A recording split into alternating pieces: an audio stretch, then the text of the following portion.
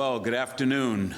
My name is Mark Walsh. I am the host and the moderator for today's event, and I would like to say on behalf of your Brockton Public Library and Director Paul Engel, welcome to the second annual Poet Laureates Forum. In his essay, Defense of Poetry, Sir Philip Sidney reminds us that the poet comes first. Without the poet, in fact, there would be no history or philosophy, because historians and philosophers learned how to express themselves by reading the poets. Now, this idea could well be working somewhere in our collective background, because really, if you think about it, you don't hear about too many historian laureates, and Lord knows you do not hear about any philosopher laureates, which is probably a good thing. But we have poet laureates. And thankfully, their numbers are growing as more towns and cities across the U.S. and certainly across Massachusetts are creating poet laureate offices to provide a keen voice to commemorate and memorialize our time. Today, we're very lucky to have gathered 11 poet laureates from across Massachusetts, a veritable Justice League of poetry, if you will, assembled to fight the crime of forgetting with the beautiful words that inspire all of us. I'm looking forward to hearing each poet read today, and I'm looking forward to the Q&A forum to follow. But before we go further, I would like to invite up Brockton City Councilman Wynn Farrell, who has a few words for everyone. So, Councilman.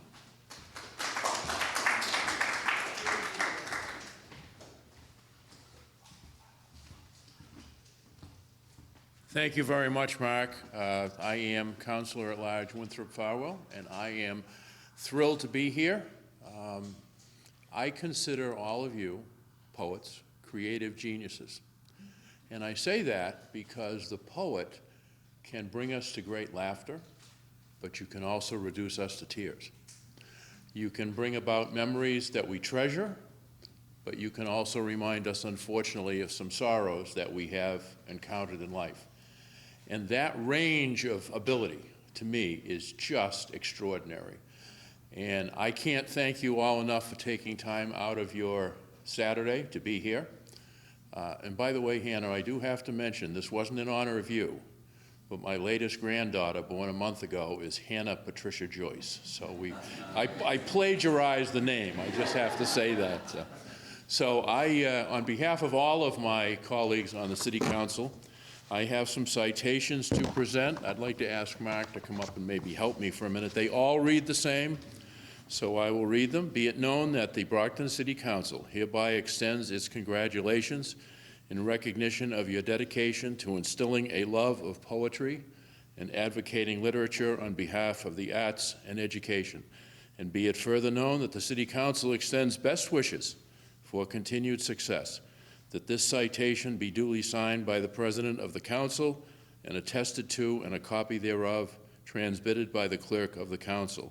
So the first person who is to be honored is Stephen Ratner from Arlington.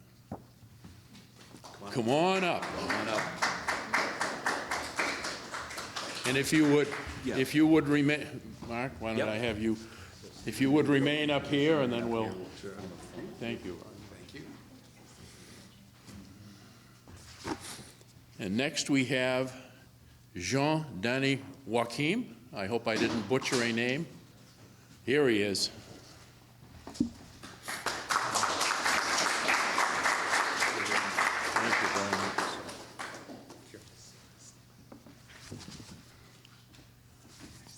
Stefan Delbus from Plymouth. Congratulations.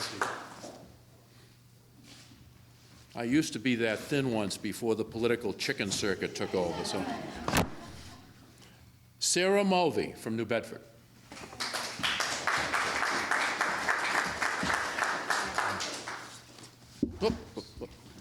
Thank you.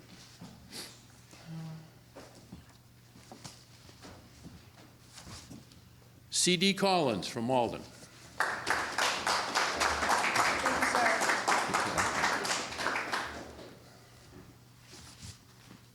Lloyd Schwartz, Somerville.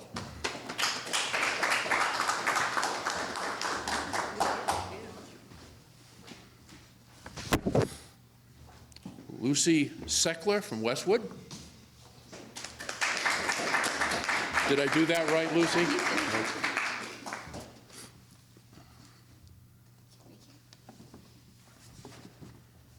Lynn Vitti, Westwood. Congratulations. Oliver De La Paz from Worcester.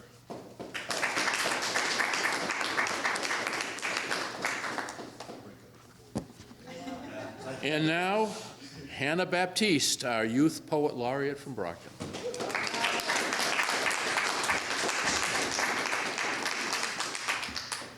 And finally, just a wonderful gentleman that when he called me, it must be a couple of years ago, and we mentioned doing a poet laureate.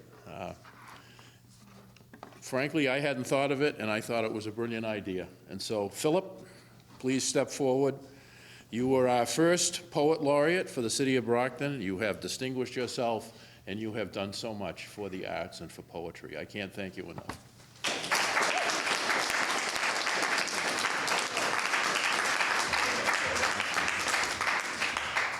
Well, let me get in the background, and no one will be seen. Okay. Words of Mr. Rourke. Smiles, people, smile.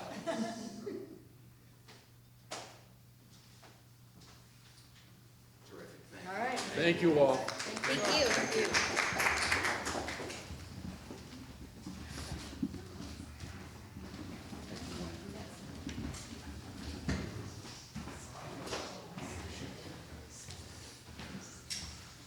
Okay, thank you very much, as always, Wynn, for your unfailing support. So here's how the program will run. So we're going to have the poet laureates come up, and they're going to do about 5 minutes of reading from their poems, and then we're going to have a kind of a panel discussion where I'll ask them a couple of questions, and then if the audience has any questions at the end, we'll turn it over and have some Q&A from the audience. So I'm going to introduce the poets one at a time. So after I introduce you, come on up and give us a little sample of what makes you so awesome. So our first poet today is going to be the Brockton Youth Poet Laureate, Hannah Baptiste. Hannah Baptiste is a Haitian-American spoken word poet and aspiring author. Her work has been published by WBUR. She won the Regional Gold Key in the 2021-22 Scholastic Art and Writing Awards and has competed nationally in the NAACP Act So program. She is a second-year student at Boston University, majoring in English literature, and she hopes to inspire the next generation of writers. Please welcome Hannah Baptiste.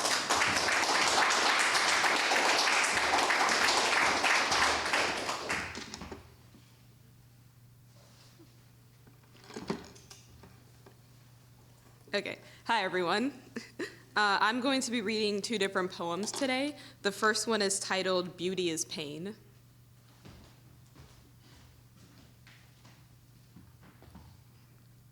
As I sat between my mom's legs on the floor when she did my hair, she would always tell me that pretty hurts, that beauty is pain, when she sliced a comb across my scalp like she was cutting through meat, shouting, "Do you want to look ugly?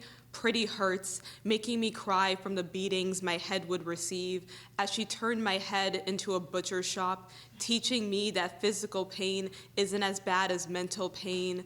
This lesson, a field harvested too soon, a flat iron too hot, the beginning of a dump site for the qualities I didn't know needed fixing or discarding.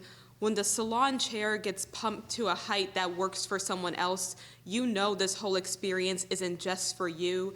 The salon chair pumping medicine into our bodies, plucking, pressing, ripping, burning us into trophies for display, a banner for the celebration at play of when you are ripped apart until you are considered whole, and not just carvings of so much potential, now possessing a statue to maintain, caring for it so it doesn't rust into the dump sites and its surroundings.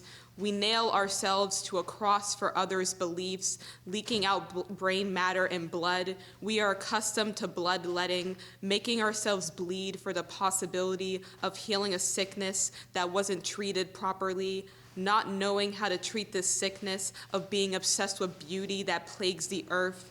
We are addicted to self-medicating our appearances, fixing things that don't need to be fixed. You don't have to be weak for this to get to you. When it's inserted into your brain from birth, with families' prayers for good health, concealing their wishes for the baby to have the parents' more attractive features. Dump sites in the trenches are always found eventually, and mourned for the bodies that reside.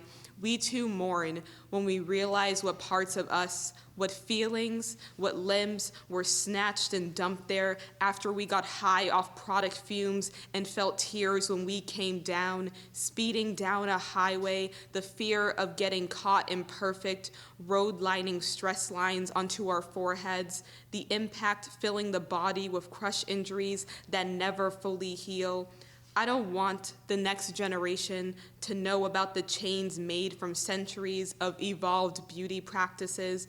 I don't want their circulation to be cut off trying to hold onto a desirable appearance, but it seems to have already made its ligature marks on the children sitting in salon chairs in between their mothers' legs.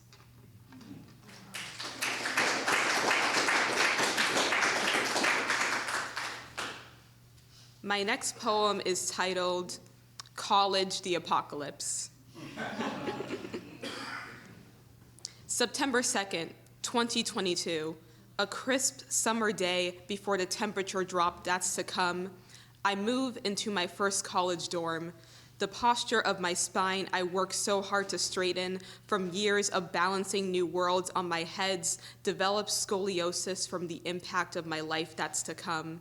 College, an apocalypse, a world with events so destructive that the life you knew has to come to terms with ceasing to exist. A time where if you somehow survive the pain of healing the cracks in your support beams, you must be prepared for the impact of new lessons that must be learned. Lately, I feel like I'm being reborn, my bones shifting back into cartilage like when I first entered this planet as a baby that left the safeness of the womb to discover this new world and learn how to not end up in a premature tomb. I have come to discover I will be reborn at every new phase of life. I feel worse than I did in middle school, struggling to adjust to my evolving womanhood as my body and my mind sank into the ground and sprouted a garden of flowers I did not know how to care for. My only model of care being acres of land in the distance that I didn't want to end up as. I struggle to find a treatment plan that gives me the results I want and need. I'm learning this world all over again, like I did the moment I realized I was alive, except this time I must turn cartilage to bone myself and figure out how to thrive. No one is holding my limp neck to make sure it doesn't snap. Only I can do that, because it's up to me to figure out what nutrients will foster the growth of an aching planet. My world is only in my hands, and that fear and mishandling could create gravestones of my own potential if I'm not careful. During this apocalypse, I feel the weight of the lost languages from the past versions of myself, trying to fit who I was into who I am becoming. But I've learned that language is an evolving thing. Some go extinct and others are created, a crossbreed between two existing things, developed out of a need for a changing atmosphere. But I'm learning to be okay with not knowing where I am headed and just knowing that this apocalypse is not my end. It's my new beginning, and one day I will find my balance again. Thank you.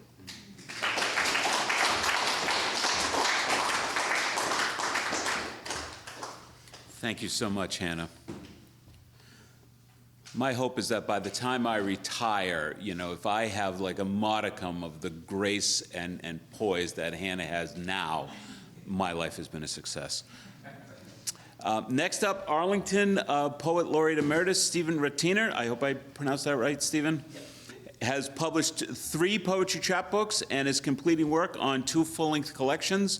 His poetry has appeared in Parnassus, Agni, Hanging Loose, Poet Lore, Salamander, QRLS, Hamusak, and Poetry Australia. He's also written poetry criticism for the Washington Post, the Christian Science Monitor, and the San Francisco Chronicle. Giving Their Word, Conversations with Contemporary Poets was reissued in paperback edition and features interviews with many of contemporary poets' most important figures. Please welcome Stephen Ratiner. Thank you so much. So I have a book that's coming out in 2025 from Beltway Editions, and it's called Grief's Apostrophe, so I thought I'll read you 2 poems from that. Grief's Apostrophe, which will become clear if you were seeing the whole manuscript, refers to the several meanings of apostrophe, but thinking about how that one apostrophe is about possessiveness, taking hold of, and the 3 sections of the book have to do with personal grief, and then societal grief, and then some sort of change or renewal. So I'll give you 2 poems. I'll give you the proem, the first poem that leads into the book, and then a poem from the last section. So the opening poem is called Typos. Word instead of wood, but sodden, it smoked when it burned. I wrote God for good, who was once in my childhood, crowned with the nimbus of that capital G, but now tends to be a placeholder for nightmare, tears. Seeking solace in the pastoral, but grove came out as grave, and the lymph nodes irradiated, naked as nymphs, danced in a circle, brandishing shovels, while nightjars in downed pine chanted Yiskadal v'Yiskadash Shemei Rabor, that dreadful trill. And all I could do was stand there, heart stung, composing sorrow inside my head. Glossolalia of the keyboard. My fingers say what I cannot, never meant to. I'm marred by, married to this compulsive language, and cannot shout it out, even in this house of silence. Live instead of love. Because that's what's left me without your yes, or did I mean eyes, to bless this brokenness. Hello, hell. These inked lines sinking into white cotton bond, indelible. So in the renewal section, the last part, I have a poem called Sláinte, which most of you probably know. It's the Irish greeting, toast, or to your health. And it was a poem written at the death of Seamus Heaney. But it was a poem that wouldn't finish itself. It was stuck for a very long time. And then much more recently, I had a loss of a dear friend. And I think that became the way to meld those 2 losses together and finally complete the poem. So it's called Sláinte for Seamus Heaney. 3 months dead, and your poem appears in the glossy mag. Below the byline, your years pried apart with a tiny black hyphen. In your honor, I crack a cold one. Ragged moonlit clouds frothing atop a pint of midnight. And toast to all our fermented spirits, lush on the summer tongue. Our sullen eloquence, the cold glass weeping in the palm. Because, and you'd be the first to remind me, you can no longer see, sip, taste, savor, nor honor with song this starless June diminuendo. I can and do. Thank you.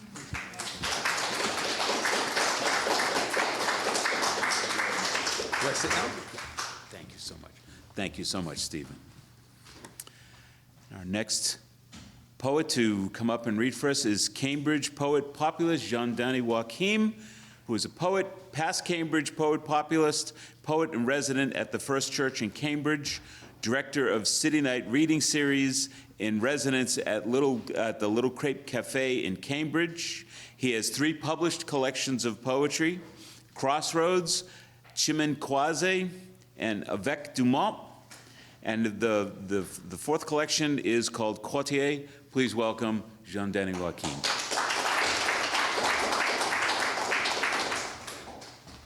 Thank you. Sorry, I didn't come from home. I have no books with me, but I have my computer. I can read from it. I will read you a poem from Cartier.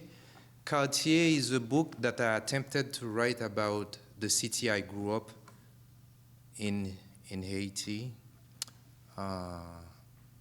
Cartier, that's neighborhood, you know, where you live.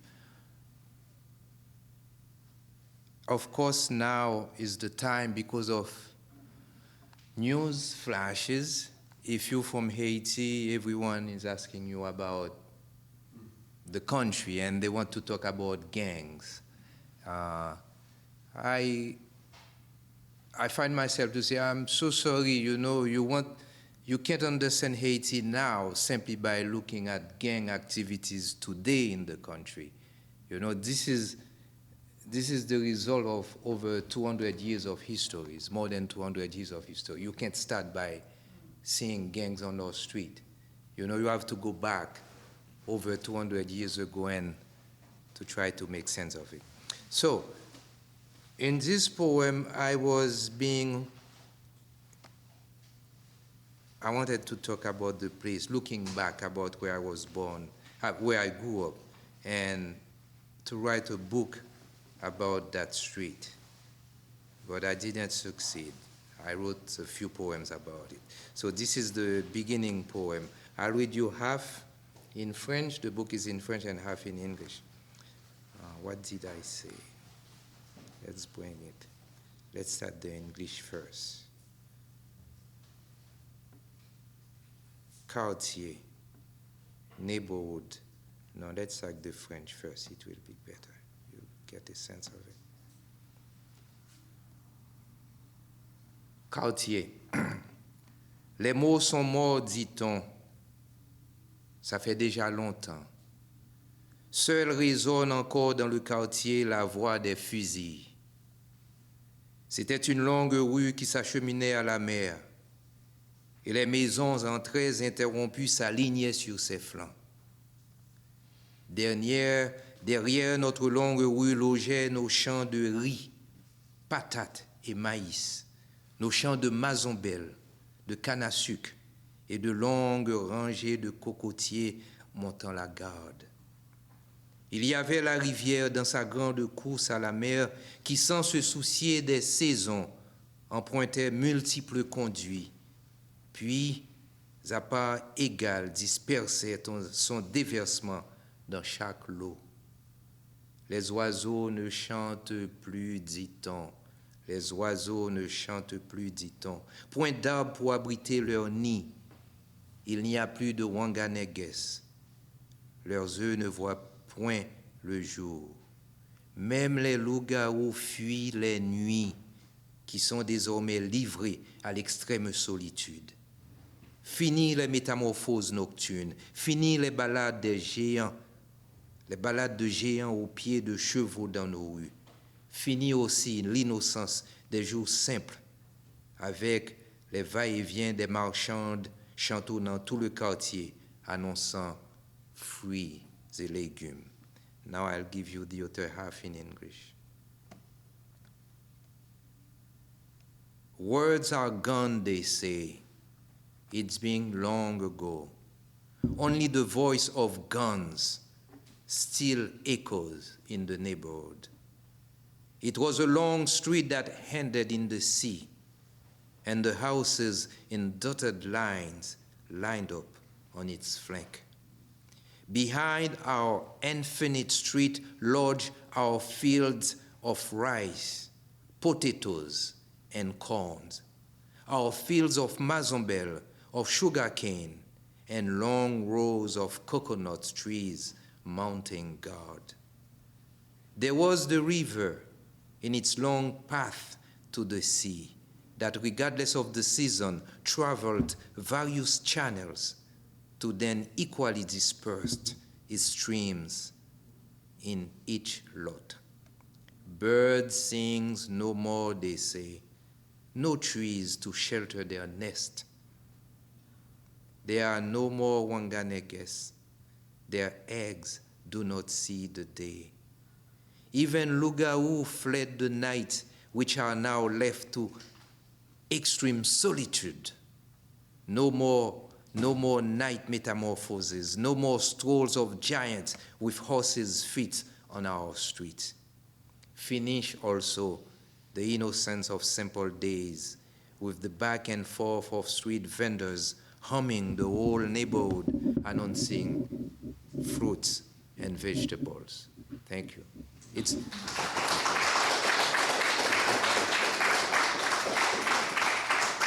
If you allow me an announcement, with Philip's permission, I would like to invite you all on June 1st to Cambridge, because the River Festival is coming back to the river, and there will be a poetry tent. So I would love if Phillips would like to bring this whole crowd to do this by the river, if really Phillips wants to. So you all invited, you all will be coming as the poets from Phillips Gardens. Thank you, thank you.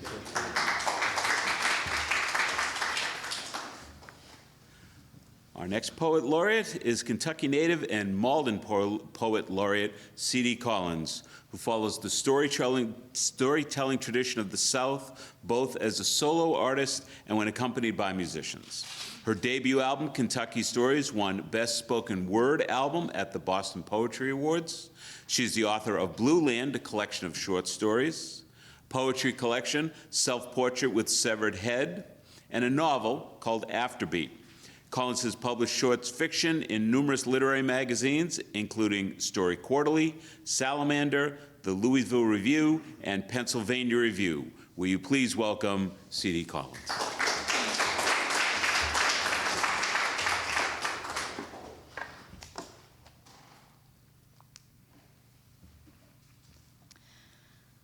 A decade from now, when everybody works either for Starbucks or Amazon, when Jeff Bezos has been coronated king, I'll be down south in a compound like Jim Jones or David Koresh, except my followers will be nomadic cats who smoke burleywood pipes and tattered dogs who never get dental checkups. And my religion will be horticulture. Carrots, sweet corn, and bush beans called Kentucky Wonders. I will sit cross-legged and watch the sunset flare, unnatural but gorgeous colors, like a duraflame log, which burns for hours, consumes itself without an ash, and I'll talk to my Father.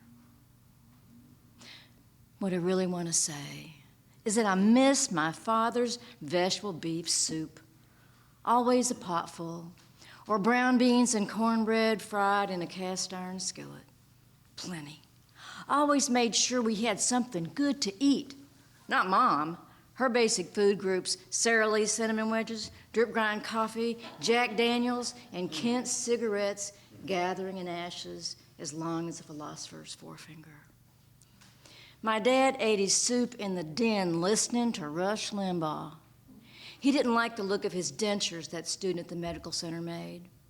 He'd been so handsome, strong, built half the houses in town, dined privately now, then came out to where my mother and I talked at the cherry dining room table and repeated everything Rush said, wheezing with laughter.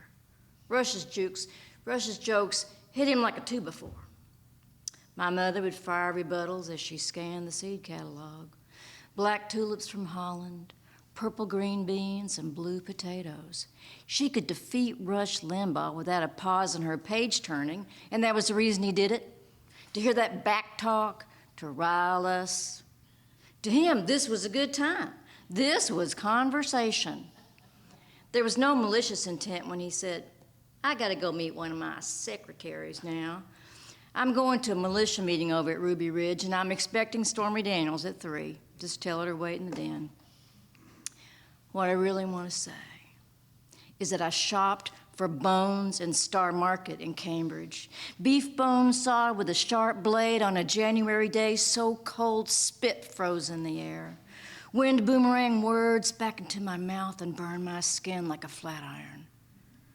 Though I am vegetarian, I bought 4 bones, which I roasted in a pan while sauteing onions, carrots, mushrooms in the big Dutch oven. I deglazed the bones with good red wine from Italy, added it to the soup along with the herbs, chopped tomatoes, barley, simmered it for a few hours to let the flavors blend, and carried it to the new house and fed the carpenters. What I really want to say is that I don't know who I am anymore. I have reabsorbed like mist into the ocean, shattered like the window in the witch's house, the one made of purple candy. I never knew how fragile, how brittle, how easily lost. I carry this loss like cotton candy spun with pink light inside my chest, insubstantial, instead of heart meat, lungs like bagpipes. I feel the hollow when I trail after someone leaving in the snow. Please, don't go. A hole like a hollow-nosed bullet through the 3rd chakra, the sun, the self. Hollow nose, small at the entrance, blow your whole back out. I fall into the deep, cold sky, searching for my father in a blue star. I will ask him questions. What would you do, Dad? And he'll say, stand up for yourself. You don't have to take any crap. Tell them all where to go. I've seen my father crawl up a man like a panther. My 5'7" father up a 6'3" man because he'd stuck by the man, bailed him out of jail, given him a job, and seen him through.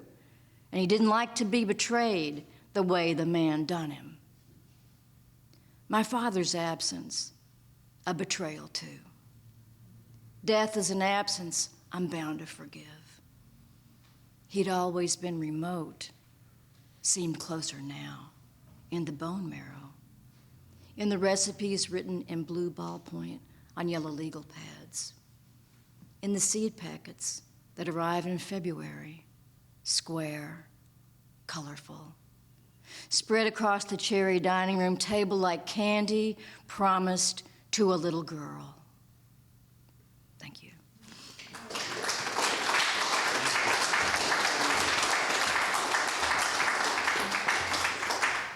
Thank you so much, C.D. Next, we have New Bedford Poet Laureate Sarah Jane Mulvey, who is a poet and nonprofit arts professional. She is co-founder of Anomaly Poetry and the host of a monthly open mic series at the Co-Creative Center. She is an editor and curator of 2 anthologies, 2 very good anthologies, I might add, Rituals and Tidings, published by Domestic Primate, and frequently performs with the NB Collective. Please welcome Sarah Jane Mulvey. Hi, all. Now for something completely different. Thank you, CD. I'm going to read you 2 weird ones, and then 2 that I wrote about my hometown, New Bedford. Anytime I travel outside the city, I like to bring you some pieces that are specifically about New Bedford so that y'all get a taste of my home. But first, you're going to get a taste of me. So, this first one is called Porphyra. In the beginning, there was only the starlight and silence, only the blessed darkness. There was no greed, no hunger. How sweet our lives seemed while we were dreaming, how full of wakeful possibility. In the light, we were beautiful, sun-dappled and rippling.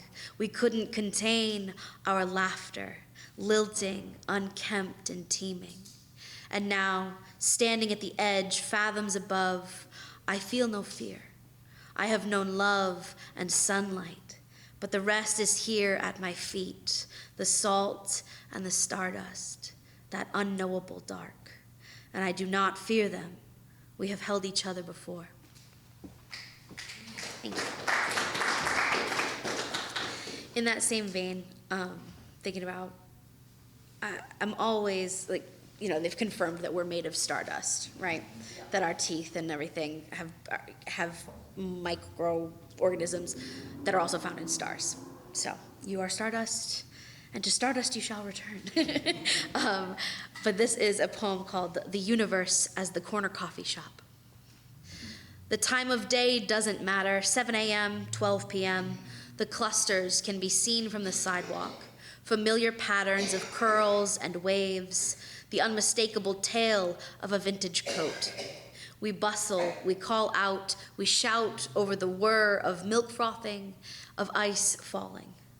The smallest tide pool of creation, reposit of dreams, plans, and motivations, all building towards something more. Amid ever-emptying windows, amongst the new builds and the old world, a pocket of sunlight and steam, where theses are written, landmarks are built, or simply rejuvenating a tired, disorganized, disoriented little speck of dust within the cosmic wind.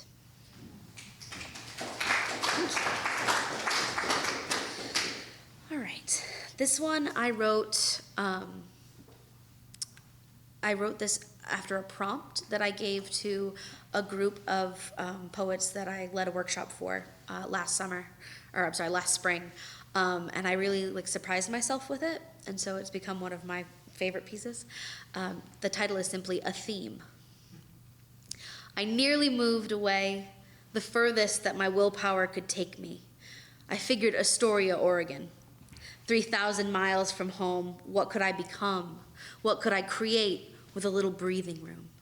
But I stayed, I let my roots grow deep, settled into the cobblestone streets, the coffee shop on the corner, got to know my mailman who recognized my last name because on his old route, he delivered to my mother. So who did I grow into? What became of all those West Coast dreams? Well, they settled in with me. They took root right here. And now I say yes at the drop of a hat. I clamor for more when what I really need is a nap. I write and write and write, but only ever read 5 good poems. You don't need to hear every thought in my head, and I want to keep this light. I build here where I stand. I create in the midst of people who love me. And I continue because why not? Don't we deserve to live somewhere beautiful, full of joy, of life, of each other? Can't that be right here where I stand? I'm first day of school nervous every time I get up. I am a spinning top, dizzy and preoccupied. I'm a rainstorm that isn't sure if it wants to be a drizzle or a downpour. And I'm in the middle of the street screaming, holy shit, look at those clouds. They remind me of my grandma. I am a poet, desperately calling out to the poet in your heart, trying to find the joy, the life, the heart of right here where we stand. Thank you. And just one more for you. Thanks for your time. This one I wrote for an organization called DATMA in the city of New Bedford. I've had the joy of working with them over my time of being Poet Laureate, and this was for them for their 2023 public art season. The title is Shelter. Shelter is the work of many hands, community, history, belonging, all from loving hands. Colors of islands and nations, culture and tradition, strands of ochre, indigo, and rose, brought together by our weaving hands. We paint murals on the empty walls, filling our streets with color. Moments of wonder tucked around corners, the work of unwavering hands. We admire our rusting and rigid beauty. Imagine image and history captured by cameras in our exploring hands. We plant rose gardens, the heirlooms of an old city, a vibrant and beautiful legacy to share from our blossoming hands. We sculpt likenesses of friends, neighbors, and history's heroes. They remind us of the power of questioning, giving uplifting hands. We give sanctuary, we say yes to the challenge. We lift and build and protect each other with our clasping hands. Paint upon canvas, layer upon layer, mix and blend the vivid image of what could be, brushed by our dreaming hands. Children thrive and dance in our streets. The music rises, the laughter echoes. We clap with our rejoicing hands.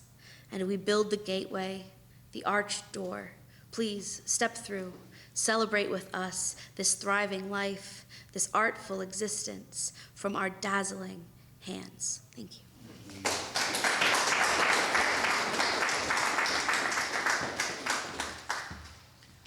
Thank you, Sarah. Our next poet laureate, which I should say poet, how could I put it? Newly minted poet laureate emeritus is Plymouth Poet Laureate Emeritus Stephen Delbos. He's an author of the poetry chapbook In Memory of Fire and the poetry collections Light Reading and Small Talk. He has translated several works from the Czech.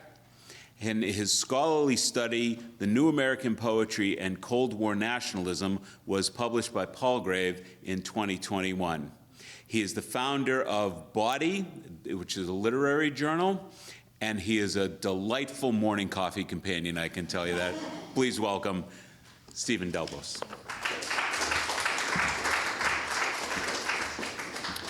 Thank you, Mark. Thank you, Philip. Thank you all for being here. I'll read two poems. The first is something that I wrote for the laureateship in Plymouth, trying to kind of reckon with the history of the town and come up with a metaphor for the community, essentially. And in Plymouth, there was the Plymouth Cordage Company, which from the 19th century till the 1960s was the largest employer in town, and it was famed all over the world for the quality of the rope, which was used on ships all around the world. And so this is Poem for Plymouth Cordage. It's using that metaphor of rope making, and specifically at the Cordage Company, they were known for a rope with a lubricated heart, which was, the center was lubricated. It made it very flexible and very strong. And the poem begins with a quote from Peter J. Gomes, who was a preacher. He taught at Harvard Divinity School, and he lived in Plymouth. And his quote is, "First we shape our story, and then our story shapes us." Poem for Plymouth Cordage. Help weave this heart rope, this cordage of wordage, woven memories, imagination, image, and nation, individuals' dreams, 400 years, 12,614,400,000 seconds. We weave the cordage of wordage, a rope across horizon, gathering every moment we find and write and tell the stories. We take the rope in dinghies and set off toward Europe. Others stay in Plymouth, weaving the rope we carry back eastward around the world, the words, the wars, the bombs, the tragedies and joys, the people, the love, the syllables make lifelines that keep us from drifting into the empty whirlpool of what's forgotten. A story, shivering pilgrims, all aboard over a month, 13 years from home, one birth, one death at sea, desperation their daily ration, water, water, water, waves, then Cape Cod cupped hand, a continent still big enough for everyone, for now an etching in black and white, ink and paper, the contrast colors of their pauper clothes. When white men first came ashore and Wampanoag braves watched from shadowy pine patches, there was a mirror between them. Each saw the limits of their imagination reflected in the other, Protestants in the people of dawn, a mirror between them no attack could shatter, only understanding to clarify. For 400 years we must still try to clarify. We must find and learn and tell the stories. A story, we stand knee-deep on Brown's bank and stare into the gaping jaws of autumn. That summer fog swallowed the fireworks. That winter they dredged and dredged the harbor depths. We sledded Burial Hill. That spring was Ziggy's strawberry dipped. Stories woven into history. We shape and are shaped by our location. Plymouth, pliant mouth, always telling stories. The lips of language kiss the limits of recollection. Pumpkin comes from Popacan, meaning grows forth round, Wampanoag words, Massachusetts place of the foothill, Plymouth from Plymouth, England, meaning mouth of the river Plym. A story, I was born on a coast's crooked shoulder, where gauze white waves sling shore and sand dunes frame dreams, where fishermen with missing thumbs used to huddle in fragrant fog from coffee mugs in briar pipes. Night floats the diving bell moon above a wooden flower docked in the harbor. Just now I am lying down to find sleep, reading the braille of stars over Plymouth. Who doesn't want the night sometimes to last forever, so dawn's thumb never swipes sky's screen? Who doesn't want to become the place where they are from? And so these words are stories, strands in the cordage we are weaving. We learn everything we can and share it. We are gathering and carrying this rope around the world. We set out eastwards from Plymouth, MA to UK, zigzag across all continents, collecting stories and sending them back to be woven, to keep us together, and everyone helps as we carry the rope under the Golden Gate, over the Rockies, across Ohio, and here we are at Old Exit 6, coming back into town to tie the knot where everything started, where this community is still telling its story. So where should we tie the knot? Where is the heart of your Plymouth? Thank you. And this is called For Plymouth Lighthouses. It's from a series of 10 poems, kind of postcard poems, different places in Plymouth and places from my history there. And this is the last one of the series, For Plymouth Lighthouses. Lampposts ignite Water Street nightly, but darkness still might be unfathomable for this town of no small renown. Just imagine that Puritan darkness. If not for lighthouses, those slow, silent sirens warning us of hope. Thank you. Thank you, Stephen. Next up, we have Somerville Poet Laureate Lloyd Schwartz.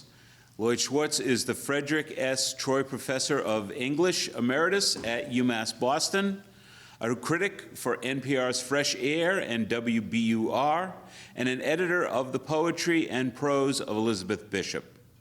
His awards include a Guggenheim Foundation, an NEA, and an Academy of American Poets Fellowship in Poetry, and the Pulitzer Prize for Criticism. His latest book is Who's on First? New and Selected Poems, and would you please welcome Lloyd Schwartz.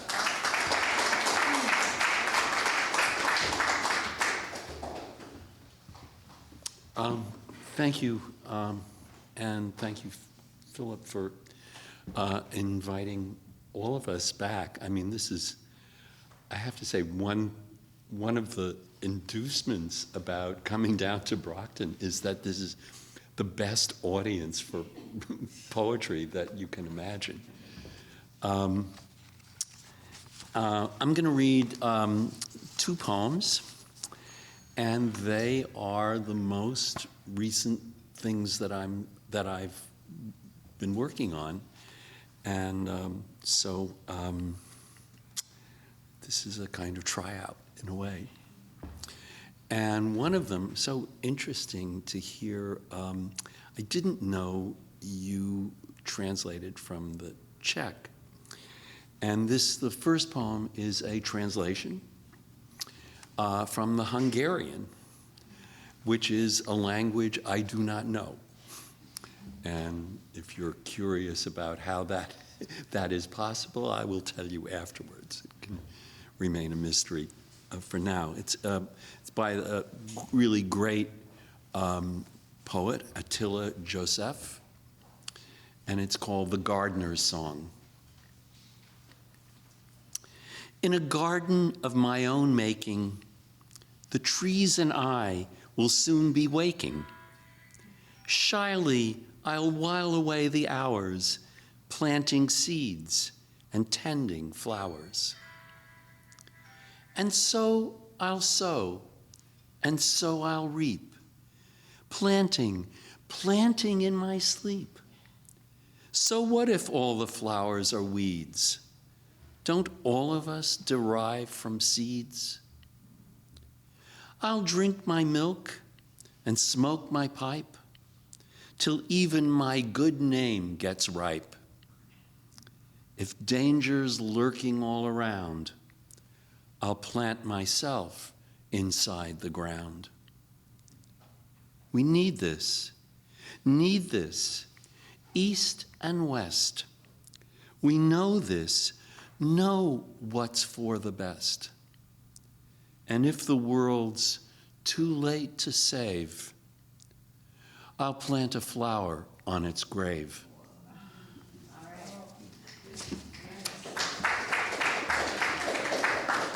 Thank you. This is a poem I would never have written if I didn't get an invitation from someone who was curating for a magazine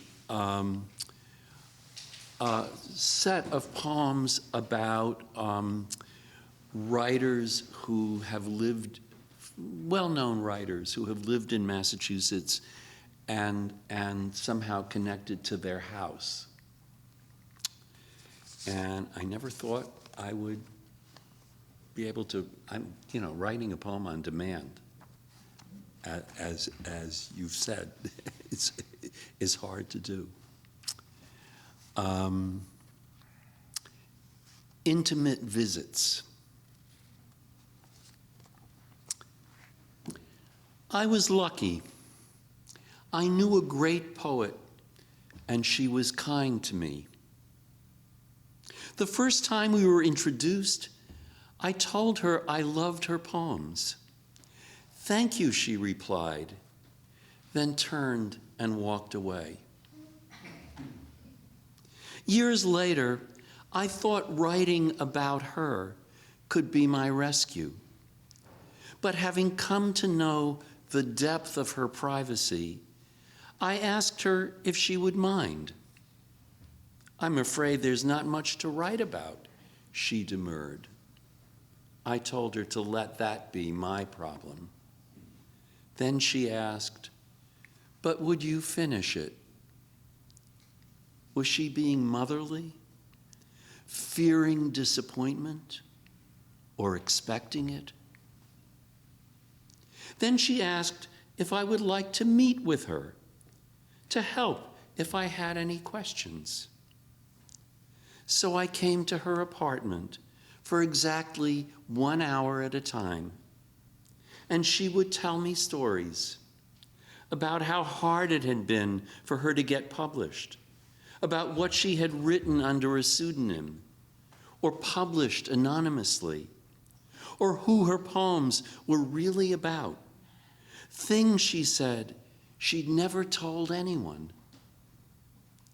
Once I asked if she would explain a certain line. Her answer, "But it's obvious." Her sign that I could never again ask anything directly about her poems. One day, she was expecting the books she had put in storage. Anyone who'd help unpack them and brush away the insect powder, she had allergies, could keep any of the books she didn't want for herself. I wanted them all.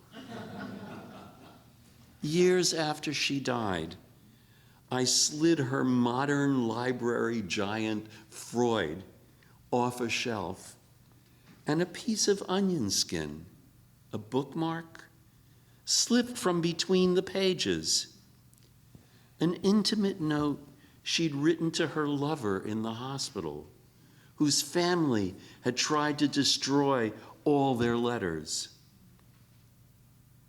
Quote, "Your doctor doesn't seem to realize the boredom of hospital life for you, when you are not asleep, that is. But I do. On one of my visits, we were interrupted by her doorbell, an unexpected delivery. We sat together on her couch as she unwrapped the package, a book she was in. She opened it to her page. A poem of her own, along with one she had chosen by another poet. And on a facing page, a recent photo, a full-page picture. I told her, not lying, that I thought she looked beautiful, thoughtful and elegant, though her hair was a little wild and her cheeks a little puffy from her medications. Without a word, she took the book and disappeared. After how many minutes, she finally returned and handed me the book, which I then continued to peruse. But as I leafed through the pages, I couldn't find her photo. That page was gone. The photograph was gone. With remarkable precision, she had torn it from the book. Thank you.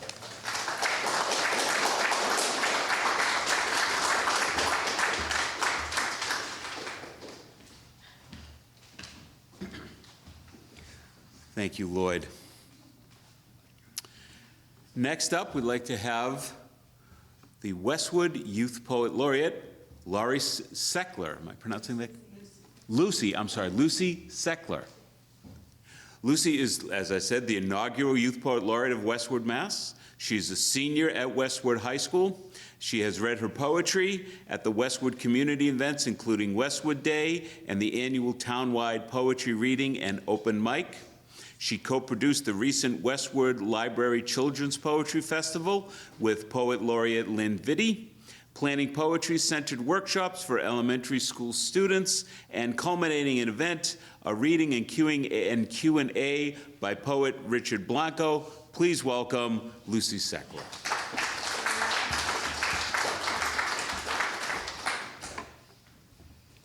Hello. This first one is called The Open Window. It's about exactly where I am in my life right now. Okay. The open windows I find when I get home. Last week I closed them, but today I slide on fluffy socks, accepting one last bracing wind before spring settles over us like the blankets I'll be kicking off the bed before long. The candles burn low and then burn out, retiring with the turning season. I don't need them anymore. I have flowers, pink and smiling on my desk, shadowing piles of work that aren't shrinking yet. The pennant on my wall, new, stark blue against pale yellows and whites. Its cutting shape and colors draw my eyes nightly. It might know something I don't yet. It might be a forgotten souvenir or just the first in a line of reminders of my path. All I forgot in the wintertime, my intentions to use all the space and time and to love all the people around me. I remember now.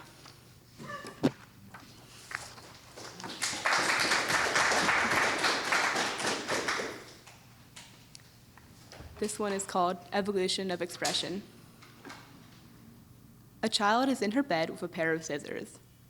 They flash like fish in the lamplight, blunt blades cutting jagged lines in colored paper, paper printed with words she cannot read. She slices shapes without names, filling her bed with scraps, confetti for a party of one, not all alone, dolls, still pink and soft, watch and keep her safe from wayward snipping. A child sits at a desk. She swings a pencil high and low in an arc, sketches circle after circle, outlining eyes and smiles, letting arms trail off into smoke. She sweeps gray across the page, pressing hard for pupils and pulling back for hair like a waterfall, graphite lines pooling and spilling from her fingers, slicing shapes without names. She sits in a cafe. She drove there herself. Her face is washed in light, hands flitting like hummingbirds over the keys. Words appear, retreat, start over, strike chords in the evening and fall out of tune by morning, slashing through paper as with scissors, filling them as if with pencil, always seeking, somehow, to better know herself.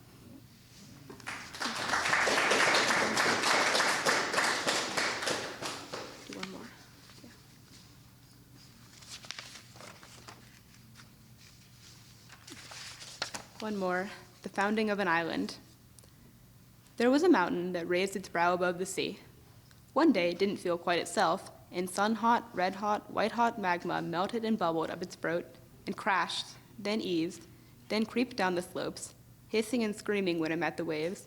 Then its tempers cooled, and red faded to black, and it sat, until debris and minerals collected in its pockets, until a lost seed sat in the wasteland and grew. There was a seed that reached down until it hit rock. It unraveled green leaves despite the sea, another, until it had sown an army that marched up the black slopes into the mountain's eye and called out to birds overhead, "Here is a new place, come down and see."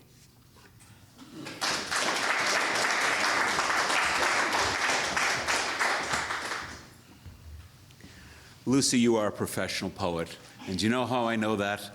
Because she looked over at Lynn and she said, one more? Welcome to the club. So we're going to stay with Westwood here, and our next poet is Westwood Poet Laureate Lynn Vitti, is the inaugural Poet Laureate of Westwood, Massachusetts. She's a lecturer emerita at Wellesley College. She's the author of 4 poetry collections, most recently The Walk to Sheffield. I hope I pronounced that right. She facilitates a Poets in the Schools program at Westwood and a bi-weekly poetry workshop at the Westwood Library, and serves on the board of the New England Poetry Club, and she blogs at lynnvitti.wordpress.com. Please welcome Lynn Vitti. Thank you. This is so much fun. I'm going to read 2 from my COVID book, 2022, The Walk to Sheffield.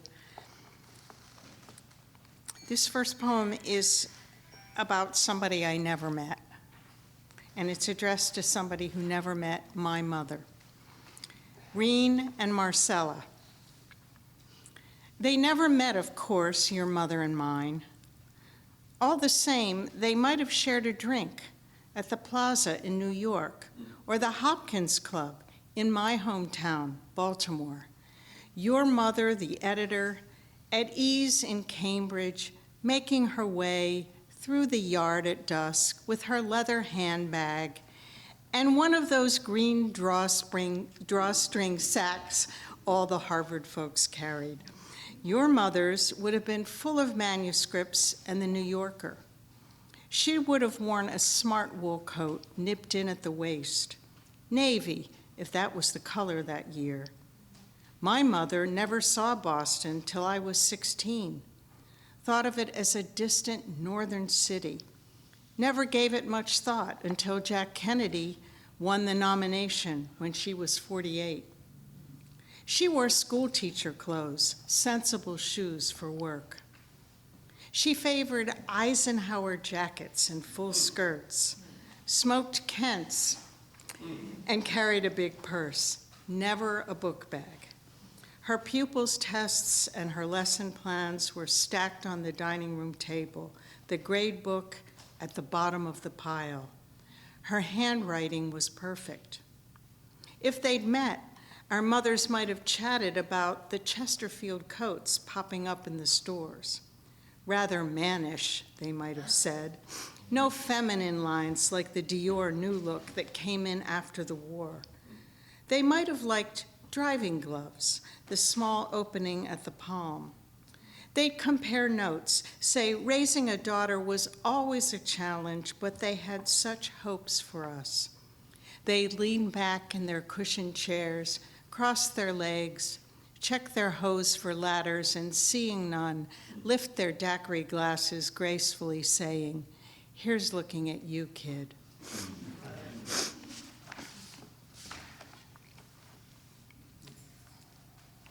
Here's a COVID poem, and it's for my son, my adult son. When all the barbershops were closed. You hadn't let me touch your head like that since you were in kindergarten. That first year of shutdown, you tired of buzzing your hair with the electric razor. We spread an old sheet on the floor.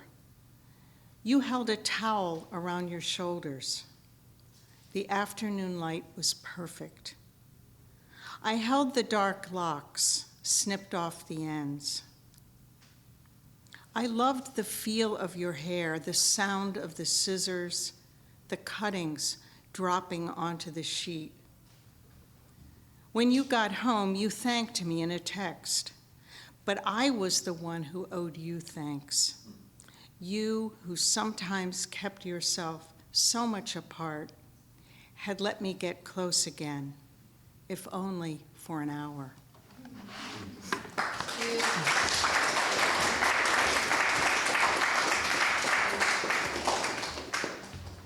Thank you, Lynn. Next up, we have Worcester Poet Laureate Oliver de la Paz. Oliver is an author and editor of 7 books, Names Above Houses, Furious Lullaby, Requiem for the Orchid, Post-Subject, A Fable, and The Boy in the Labyrinth, which was a finalist for the Massachusetts Book Award in Poetry. His newest work, The Diaspora Sonnets, long listed for the National Book Award and is the winner of the 2023 New England Book Award. With Stacy Lynn Brown, he co-edited A Face to Meet the Faces, an anthology of contemporary persona poetry. His work has appeared in Virginia Quarterly Review, North American Review, Tin House, Poetry, and in anthologies and periodicals such as Asian American Poetry, The Next Generation, and the New York Times. He teaches at the College of Holy Cross and in the low-residency MFA program at Pacific Lutheran University. Please welcome Oliver de la Paz.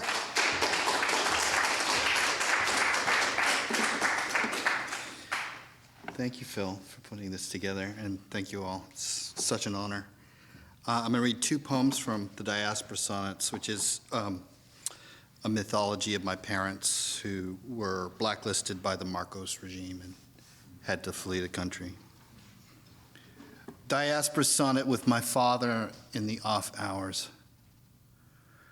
The workers hum away to while away the afternoons, and tenants chide their sons to sweep from room to room last night's dust motes, stirred dreams entangled in wide streaks of light that, in the daytime, bloom, unsparing, bright, like operatic high notes.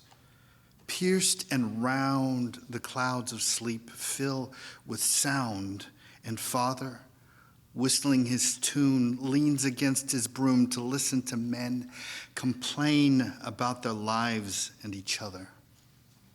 Brushstrokes wave away the dirt, losses, tunes so deep within the brain we cannot help but weep, as sons push brushes past door after door, locked tight like shut eyes and tombs.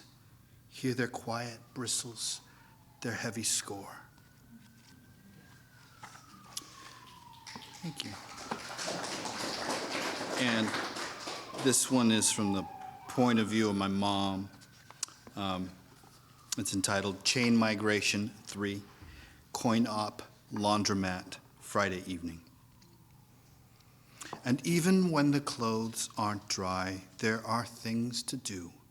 The language lessons, muffled cries of cycles ending, sew buttons on the shrunken shirts, bear the wailing baby up while folding pants in tiny squares.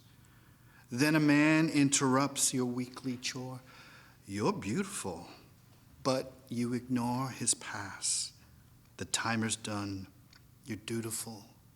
You move from task to task because it's Friday evening, late. The baby's tired face, your motivation.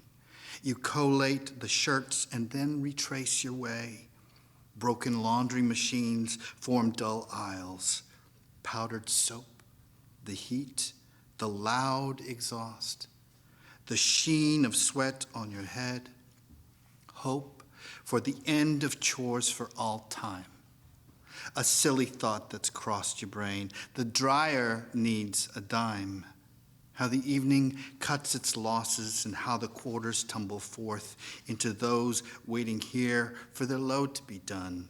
for birth into the world where there are never close to dry, never important chores undone, where a mother's life is leisure with the hours they've outrun.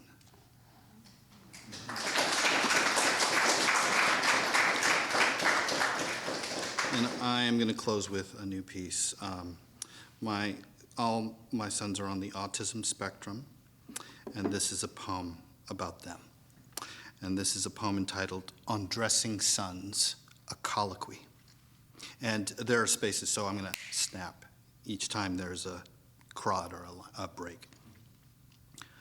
On Dressing Sons, a Colloquy. Beneath my fingers, the buttons and the small worship of their clasps. Capacious. The world between breaths is capacious. Think of the potentials of a bare stage.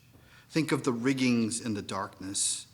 The curtain slides back, zippers and hems, the mouths of shoes empty of them. They are animal and full of ache and shape, or they are shorn of shape and have filled the interstices of my thought, or they are neither mine nor theirs nor the idea of theirs, the rind of their clothing in heaps on the floor. Ritual by which the sun will not touch them.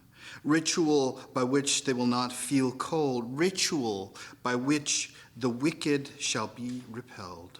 Ritual by which we shall know them in a crowd.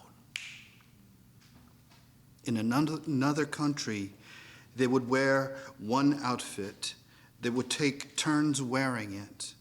They will be each other in stages. We will preserve our memories of who we were in seeing them dressed. I woke to find the eldest nude, facing the dresser. He stands and sways. There are no breezes in the house, but he makes his own breezy movements.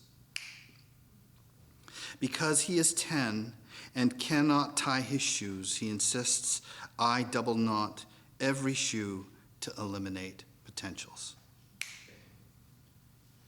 Hinged from their shoulders, a flamboyance, color on their skin like a skin, collars askew in their plaid Sunday shirts, tidied up feet, steady little birds.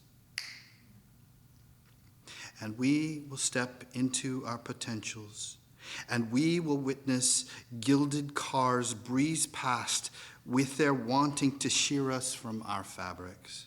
And we will clutch our collars, hiding our skins together, so that we may know our skin, so that I may keep them hidden, held, and whole.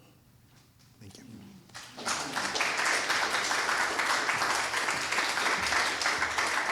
Thank you, Oliver. Well, this brings us now to the founder of the feast. Brockton Poet Laureate Philip Hasouris is the author of 3 poetry collections and has created many events showcasing Brockton's diverse cultural community. Philip is committed to the restorative power of the arts. He is a facilitator of expressive healing workshops throughout the state for groups coping with medical crises and bereavement, and he has expanded the workshops to include our youth, recognizing bullying and peer pressure and its effects on the stresses of everyday life, creating a non-judgment safe environment.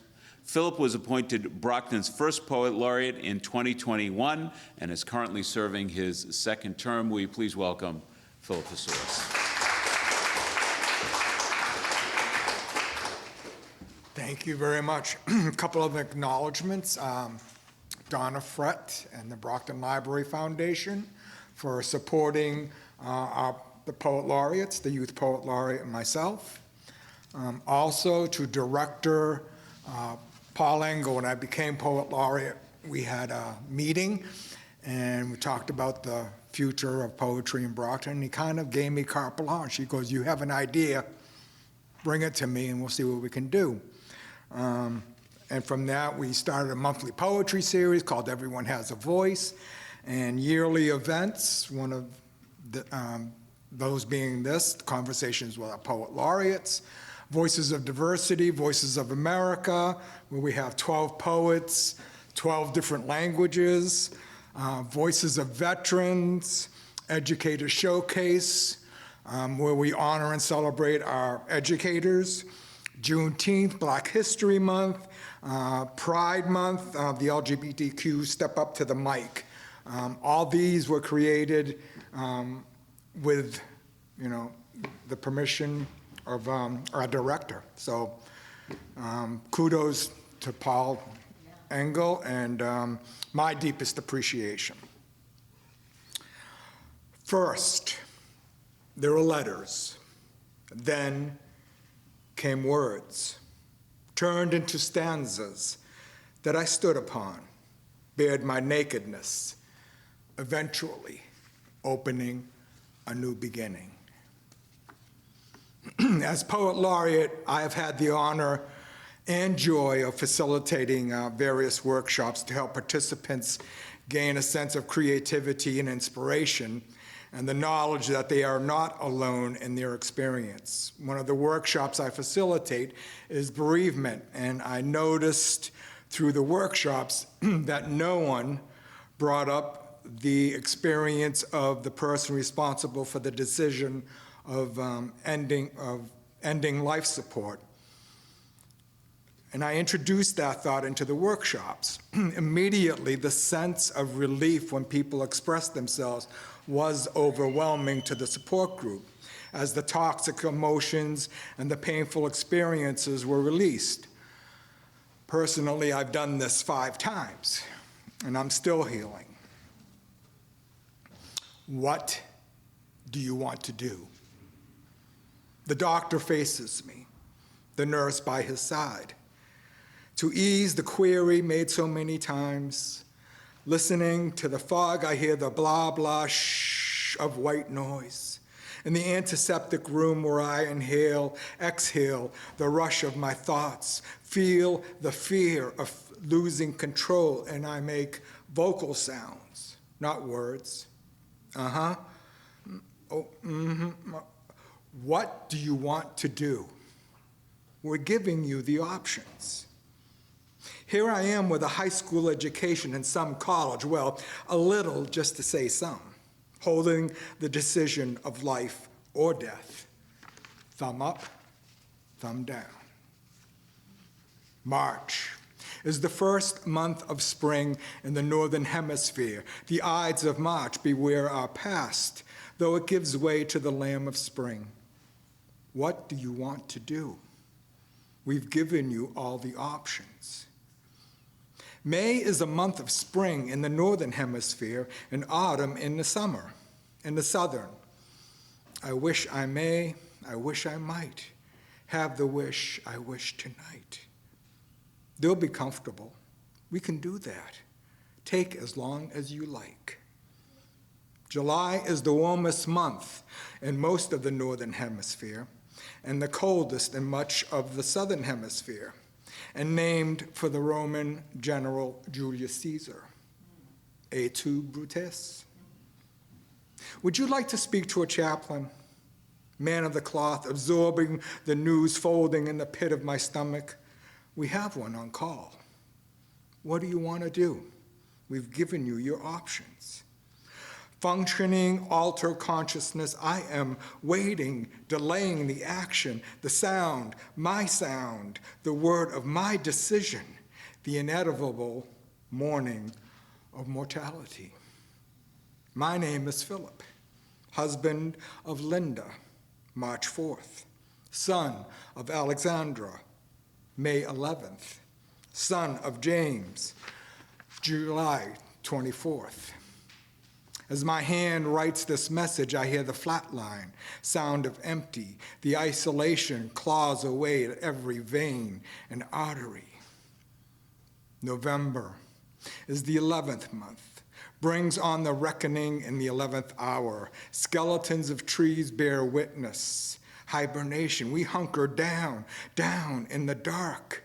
I look out at the darkened sky, blink and breathe, blink and breathe. My name is Philip, friend to our loyal beagle of 17 years, Lila, November 26. December is the 12th month and the final month of the year. Slowly, we move on to the landscape of winter. I see her perched on the windowsill where the sun shines obliquely as the veterinarian assures me this is her time. My name is Philip. Bella, feline protector of the house, December 19th. I listen for the last breath. What do I do with the past? Last few years, I was fortunate enough to do a lot of traveling. One of my destinations was my father's birthplace, a small island in Greece called Sifnos, and to his village called Castro, which is the castle, established in the 1300s. The bones of the village are the same today as they were then. I mean, they have plumbing and electricity, but the bones are the same. And during the day, I would walk the pathways and the hidden passages, and I'd be in the 1300s. And at night, I'd go back to the apartment, get on my laptop, and I'd be back in the present. So at night in the present, during the day in the 1300s, it's very confusing. So one night I started writing, and then I realized I wasn't writing. I was the vessel. I was the pen. My ancestors were sending us a message of where we could wind up. Ancient ruins. A day is but a moment among ruins. Ever-changing years seem to weave a seamless continuum of unbroken time over ancient broken sites. Yet why does the earth spin on its axis along the same sunny path? Why does this globe carry all our pieces in a closed loop? Sky blue and sky white mirror the sea, draw us into reflection, seducing us to delve into deep, separate oceans to seek origin. But when do we truly look at each other as specimens of the species human? Are we evolving or are we devolving? We have our salvation and the seeds of our destruction growing within us, evolution and de-evolution at once. Scholars remind us to learn from our past or be condemned to repeat it. What have we learned of science, mathematics, religion, philosophy, and greed? Who gave us opposable thumbs to crush the future? Who gave us tools to create? Oh my God, what have we given rise to? We call ourselves compassionate, humane, and intelligent, as nations lay bleeding between fingers too tiny to hold the future. Why do so many hands squeeze out innocence in the name of what deity? Why do we seek sanctuary in time of suffering, seek safe passage, refuge, and haven, but harbor leaders who turn eyes blind or away? Does Mother Earth feel her garden grow barren as her marrow is sucked out, while crimes against humanity regenerates like an infectious cancer? We cry out, animal, at those who do us injustice. We snivel around mouthfuls of burned fat and guzzled spirits as we dread the cries of the silence that speaks to us. Alms, alms, alms for the poor. In the spiritual, the vast cosmos of infinity, just where are we on the evolutionary scale? We wonder at ancient sites and marvel at what was. And I ask you, what do such acts foretell? Will there be anything to wonder about us. I wonder today among the ruins.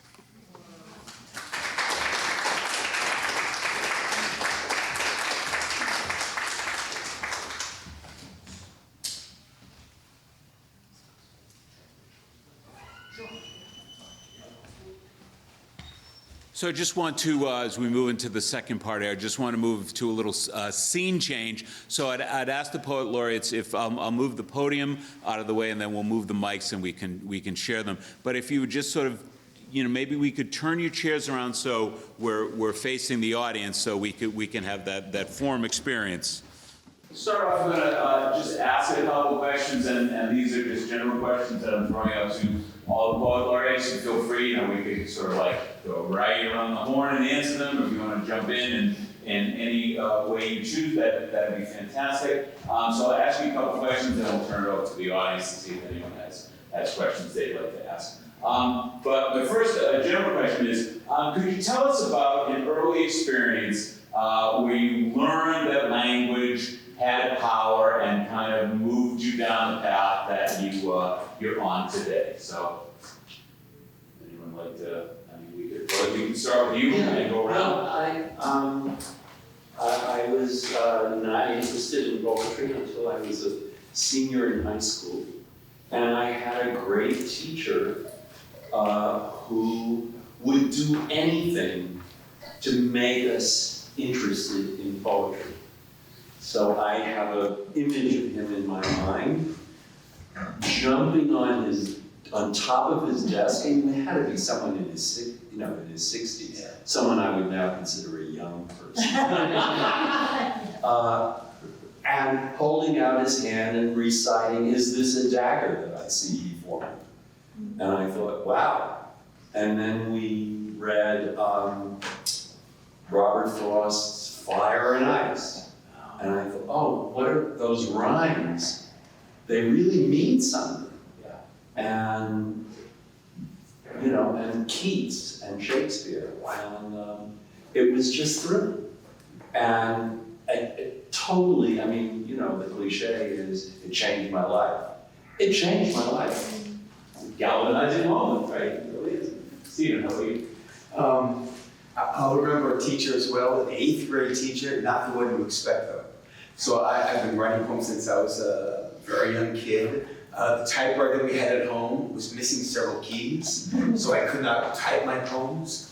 And in 8th grade, we were required to take a typing class. And if there's anybody in your audience who's young and don't know what typing is, keyboarding, right? And so you have to take a typing class, and every day they put a sheet on your type stand, and you had to type, ridiculous lines like the quick brown fox or something. And I would sneak my poems in so I could get them typed. I'd have them type the poems in books. And I loved that, and every day I would do one new poem. And so one day I'm typing madly, and I feel the shadow over my shoulder. It's the teacher. Yeah. She yanks it out of the roller. She walks in front of the class, and everybody's tittering. Oh, he's dead now. And she calls me to the front and says, well, what's this? Obvious question. I said, it's poem. For which class? And I said, no, it's my poem. Not for a class, not homework, no. Do you have more of them? And I said, very differently, lots. And then she made a rule that only the entire school would go Mr. Stephen, that's it. I would do one of the exercises, then I could do my poems. And the payment was, at the end of the class, I had to bring the poems. She'd read them, she would smile, give it back to me, and that was it. So she never corrected anything, she never commented, but that smile confirmed, oh, what I was doing had value in the world. I'm keeping it secret to myself the whole time. I don't remember her name. I've tried to find her name, but I'm indebted to that woman forever. To give you the room and to allow you to do that, as opposed to just say, no, we don't have any of that here, and Instead of her subject, I wasn't doing what she was hired to do. She said, no, this supplants that. Yeah. Do that. That's wonderful. Lynn. I didn't have that epiphany or that moment. I had a mother who was a teacher, and she read to me a lot. A lot of it was poetry. A lot of it was poetry for children, you know, Carl Sandburg poems that children could understand, for example. But she had been forced as a child in school in Cumberland, Maryland, to memorize a great number of poems. And she would just break into it. Something happened and she'd start to recite a poem or a section of a poem by Walt Whitman. And so that stuff kind of got into my head. And she was also a great lover of popular music. And to this day, I mean, I love some of the, you know, the Tin Pan Alley tunes and songs. And my husband's a big jazz aficionado. And he'll be playing some, you know, 1960s, you know, combo, some guy I never heard of. I'll say, who's this? Oh, this is John Hicks. And I will start singing the song. And he goes, how do you know those words? Because my mother was always singing. Right. So I think all of that, for me, kind of, it just went, by the time I was in high school, and I went to Catholic high school, we had these amazing nuns. And they just, Gerard Manley Hopkins, we just read him and read him and read him and read him aloud. And, you know, and then eventually, you know, we did Shakespeare, same thing. And I think it just, if you have the, if it's there all the time and your ear likes it, it's just, you become obsessed with it. So eventually you try it out yourself. Yeah, well, you, thank you so much. Lucy, how about you? We used to read Jack Palazzi books at the holidays, like we had Halloween anthology and then a Thanksgiving one. And I like them because my dad used to like put on these ridiculous voices to read them, like songs about ghosts, and he'd go, ooh. And it was like I would repeat those all year round because they were funny and they were entertaining. And I mean, when I was young, I liked to read, but not poetry. It just, I mean, it seemed natural that when I went to middle school, I started to write more on my own. Well, I can really identify with that because I had a father who every time we were stuck in a traffic jam, he would start to recite Robert Service poems. The creation of Dan McGrew and the killing of Sam McGee and everything. I should have that committed to memory, but at one point I did survive, and I can totally identify with that. Hannah, how about you? Well, I've always been a lover of language. I've been a bookworm my whole life. Love reading books. Love different styles of music. But the first time I really learned that language could be powerful was in 7th grade. You know, at one point everyone has to write poems in school. That was my moment in 7th grade. The time came where I actually had to write one. And my 7th grade English teacher assigned us to write, I think it was 5 poems. And writing those and performing them was really the first time where I learned that language could be healing. And that was a different sense of power for me. Beautiful, great, thank you. So see, the question here I asked was, if you could talk about an early experience where you learned that language had power. Well, I was trying to get the attention of my family my whole life, and there were a couple times I did. One, when the encyclopedia salesman came to the door, and my father decided to get this extra book, like kids' books. Yeah. And I was like, he knows we're here. And so I started reading those books. And then the second one is my grandfather was a mailman, and he would come in, and on his mail route, we were on his mail route, and he'd come in and have breakfast with my mother. And they'd have salt rising bread, they'd have jams, and they would bring me in to recite poems. And so it meant that I had some value, and my grandfather said that my voice was husky, and that was like a good thing. That was kind of a husky voice. So. Lovely, great, thank you so much. Stephen, how about you?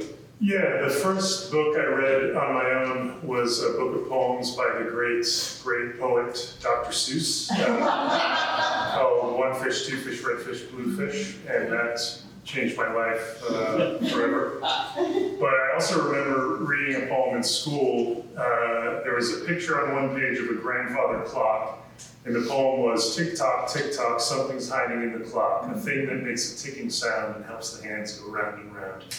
And I was instantly kind of bewitched But very specifically, in terms of learning the power of language, when I was 5 years old, I was in the park, in the playground in front of my house with my friend Patrick, who was a year older than me. And I had just learned a word that is spelled ASSHOLE. And for some reason, I just decided to whisper that word into his ear. No reason at all, but and I whispered it to him, and he screamed and started crying and ran directly to my house and rang the doorbell and told my mother, and she got really mad. And so from that moment forward, I realized the power of language. There's some dark magic going on. That's very great. Thank you.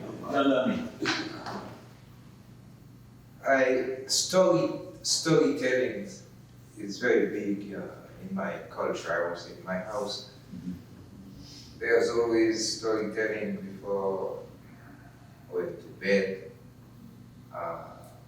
And also poetry education was part of the school, I think. When I was 7 years old, on Fridays, there was poetry, and we had to memorize them.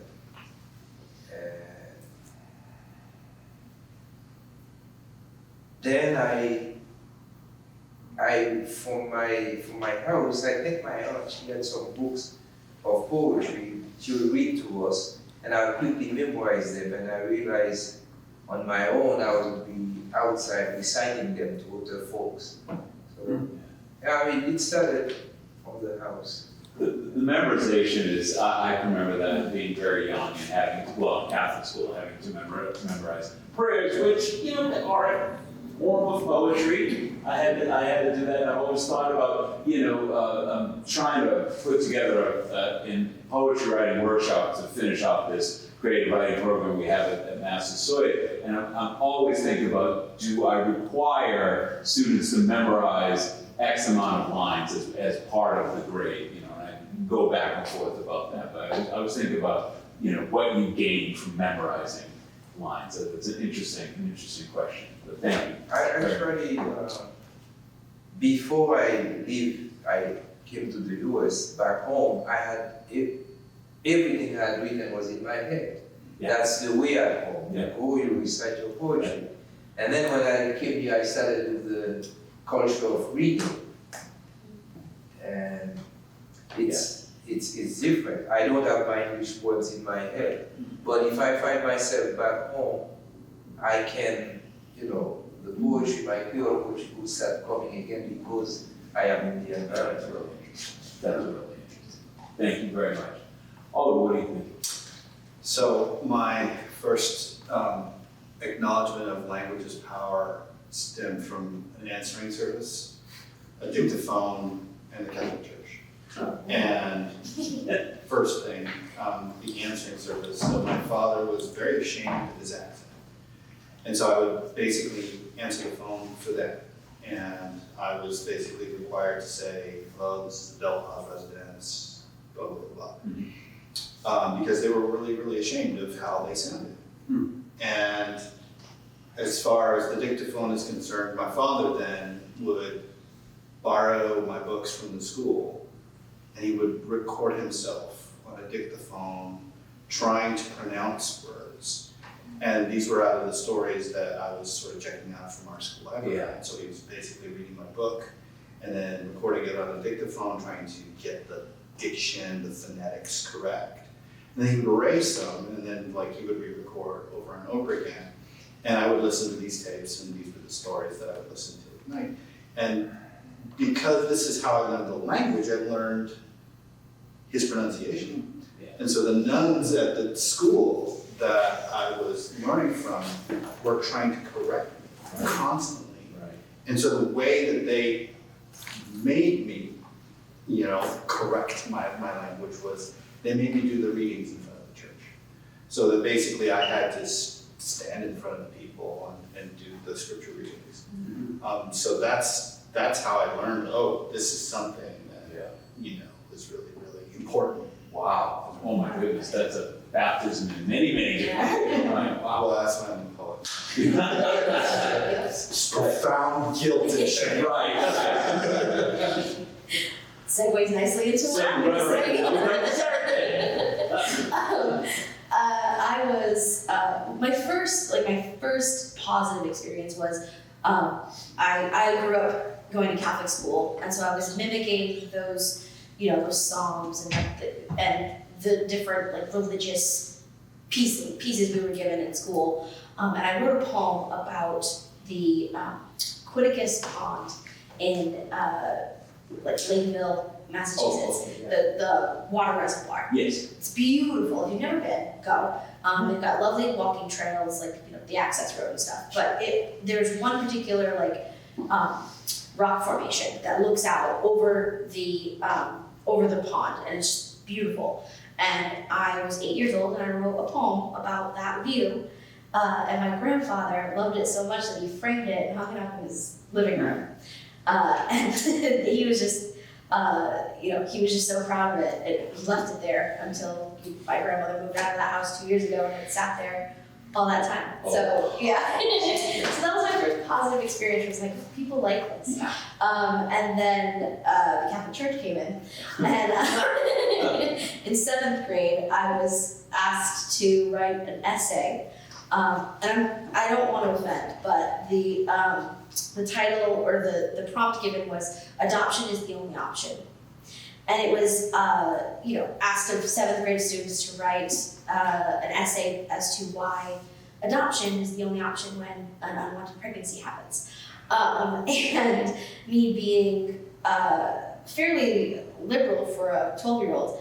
I researched. The internet existed at that point in time, and I researched, different reasons why unwanted pregnancies happen and what we can do to prevent it. And that's what I put in my essay, was some, sex education essentially in this essay that was supposed to go to the deacon.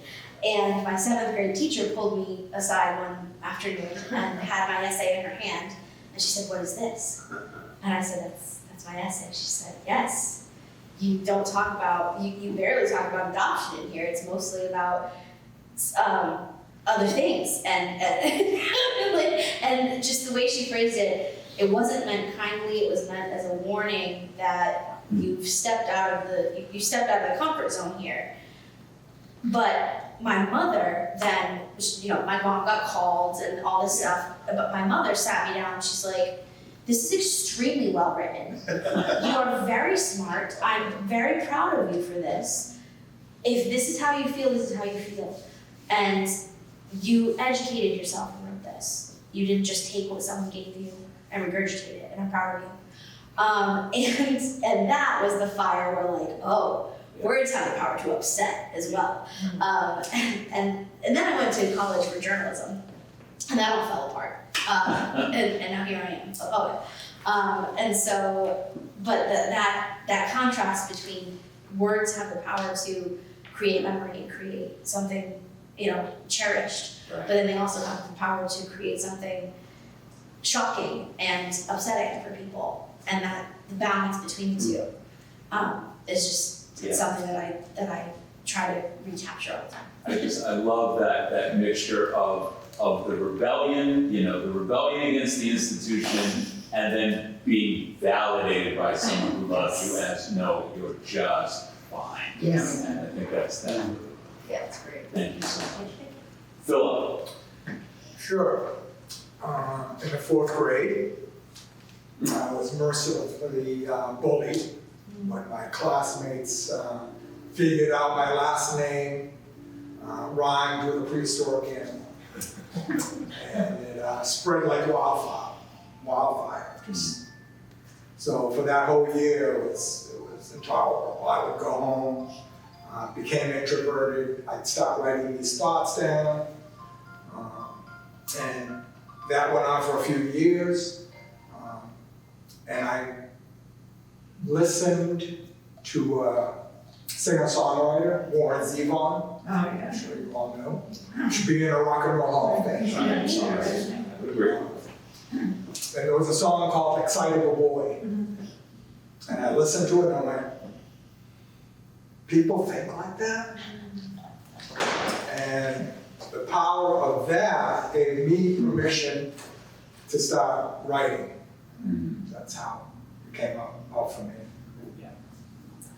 I think that's such an important. I talk about that in my philosophy class all the time when I talk about my favorite philosopher. I don't tell them he's my favorite philosopher, but I talk about Michel de Montaigne, and I break it to them that he invented the essay, so you have him to thank for your pain. But I also tell that the experience that so many people have with Montaigne is that they read him and he's talking about things that no one talked about prior to him. And so many people sort of read him and said, I'm not the only one who thinks this, or worries about this, or who, has this experience, and it's like you just found a friend. So, when you find those songwriters, poets who, they become your friends, and you're like, oh, I'm not alone here. So it's just a beautiful idea. Okay, my second question is, kind of about you as poet laureate, but also you as a poet. So as we all well know that, social media has evolved and continues to evolve over the ensuing years. And I'm just interested to know, how have the various social media platforms, influenced your writing or perhaps influenced your work as a poet laureate? And ultimately, do you see it influencing you in a positive way, or maybe in a negative way, or maybe a little bit of both? So we don't have to go back and forth as we do some of these things. I will say, social media has been the main channel for my community building. And so I've been able to find other poets from, locally, but also far enough away that we wouldn't have found each other organically. And they'll show up to an open mic that I don't expect them to be at, and now we've made the connection in person. And so I think in that regard, it has benefited my poet life. Yeah. But my writing, I would say it's detrimental to my writing. It's a distraction, first off. Second, I'm then seeing other people's work and being like, oh, I'm very jealous of this piece, and I don't think I could ever write anything like that. And so the kind of FOMO of to get, techie, the fear of missing out, FOMO, of just seeing other people's poetry online is challenging for me. It's something I'm working past, but it's definitely been challenging.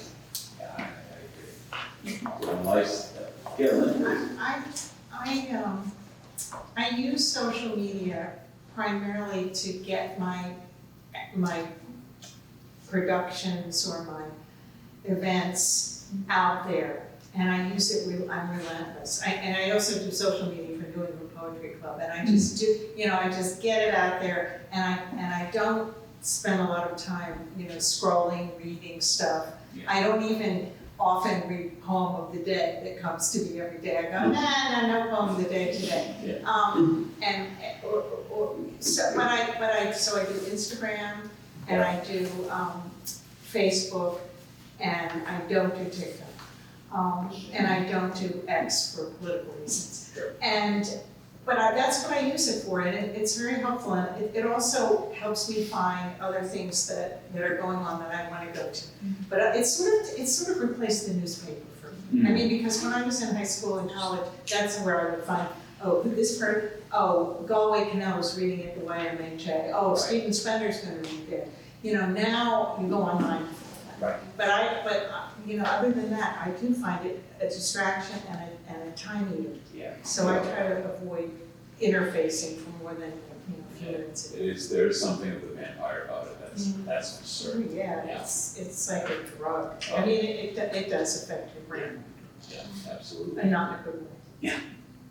Would anyone else like to see it? Yeah, I would agree. I mean, I don't think it has influenced my writing that much, but I started as the Poet Laureate in Plymouth in April 2020, which is when COVID kind of took off. So immediately, all the plans that I had went out the window, and so I started the Plymouth Poetry Forum on Facebook as a way to kind of have a platform for the community. And then, we eventually, we did a lot of readings that were recorded readings that we then published, on Thanksgiving or the 4th of July. Right. And it seemed to become and has become a really useful way to stay connected to the community. I agree about social media taking the place of the newspaper. I mean, it's the only way that I find out about readings or events or anything like that. It's really hard to kind of connect with people otherwise. I do like to write on Twitter, just short, spontaneous poems. I find that fun as almost like a notebook. Yeah. And the length restraints can be, interesting, although it's not, the restraints aren't as strict as they used to be. The message can be a lot longer than it was originally. But yeah, I mean, I do look at Instagram poetry and visual poetry, and there's a lot of interesting things, happening with that sort of thing. But for me, it's really an important platform for connection and for community, less so for, the production of poems, I would say. Yeah. Good. Anyone else like to? I just want to say that Zoom, we got Zoom. Yeah. Yes. And that changed a lot. Yes. I was not able to go into, I work at Boston Medical Center, people with mental health challenges such as myself. And I have a group, Write Like Crazy, I like to call it. And so I am able to teach on Zoom because I don't go into there anymore. And I'm able to teach on Zoom when I'm in Kentucky. And so that has changed things for me considerably. Yeah. I find the social media that I'm on to be, I do find things out there, but I find it to be something I'm trying to just quit, Yeah. for the most part. I agree with you about Zoom. I know my friend Eileen Cleary from Lily Poetry Review is just like every single week has one or two Zoom events. And, there's a nice thing about these poetry readings was like, I don't have to, drive an hour and a half to go here to hear this. I can just go at the time, log on, and I have the poetry reading come to me. And some of them have been astounding. So that's a benefit, but yeah. I mean, it has both. Don't get me started on teaching on Yeah. But we have no excuse now for not going to a poetry reading in California. Right. That's true. Or, wherever they are, yeah. wherever they are. Yeah. And that's both, it's a blessing because you can get to these things and hear people you really want to hear or you didn't know about because they're not part of your community. But it's also it's a burden. Yeah. One of my first plans when I was being interviewed for the Poet Laureateship was that I wanted to have a regular meeting, probably in one of the Somerville libraries, to talk about a poem. Yeah. And that I would get to pick a poem and people would come to the library. They liked that idea. We did that for 3 months when COVID arrived and the libraries closed. And the librarian said, "You want to do it on Zoom?" So we had 6 people, 7 people coming to the library, and we would sit around and talk about a poem. Suddenly there were 30 people or 40 people. And the mailing list now has almost 200 people on it, and about somewhere between 35 and 45 people come every month. And they come, and they're not just Somerville people coming to the library, but we have someone from London tuning in every month. Yeah. And someone from California getting up very early in the morning. Yeah. So it's been great, but it's, it's complicated. It is, and you miss this. There's nothing that can replace this. There's nothing that can replace it. Would anyone else like to chime in on? Would you like to confess why you've given up your Instagram account? I asked the two youngest poets who didn't live in a world before there was the internet and social media. Do you have a different perspective on this than you're I won't say older because I'm older than most of you myself, but the more experienced poets. Any different perspectives? Maybe. I mean, I have an account on Instagram besides my regular one where I post like my explorations in different kinds of arts, like visual, singing, and poetry. And it is nice to see like people making comments, like my friends and family members that don't live around here, getting to see my work. Yeah. And with the poetry festival back in February, we did like a lot of posting and reposting the flyers, although there was some like old-fashioned putting it on the store windows too. So I find it helpful and something I'll probably use more when I'm not living at home next year to like stay in touch with people. Right. And event option is nice too, but Hannah, what do you think?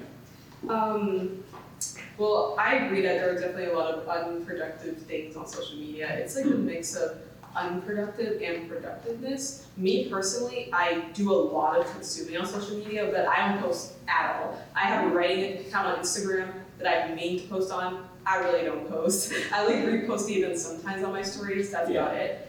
But I do want to work on that because there is, like you said, like a community that can be built there, and that's really how you outsource and find other artists. And I have used social media a lot in the past, which is probably why I'm more prone to not posting on it as much anymore. But yeah, that's about it for me. Yeah, I hear you. Yeah, I had to give up my Instagram account because, you think you've seen every castle in the world.